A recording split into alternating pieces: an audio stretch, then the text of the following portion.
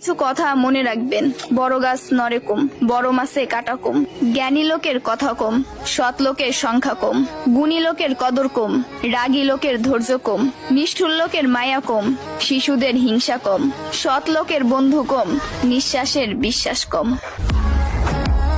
টাকার গরম, ক্ষমতার দাপট, সম্পত্তির অহংকার, রূপের বড়াই, এগুলা রাখবে কই? আমার জানা মতে কাফনের তো কোনো পকেট হয় না। একদিন আফসোস করবেন, জীবন শেষ হয়ে গেল কিন্তু কোনো নেক কাজ করা হলো না। আজ শরীরে শক্তি আছে কিন্তু ইবাদত করার ইচ্ছা নাই। এমন একদিন আসবে সামনে, ইবাদত করার ইচ্ছা হবে কিন্তু শরীরে কোনো শক্তি থাকবে না, একটা সেজদা দেওয়ার ক্ষমতা থাকবে না। এখনো সময় আছে, তওবা করে ফিরে আসুন। সন্তান যখন দুনিয়ার সম্পদ দ্বারা ধনী হয়ে যায়, তখন বাবা মা ভয়ে ভয়ে কথা বলে যাতে সন্তান রাগ না করে। আর সন্তান যখন ইমানের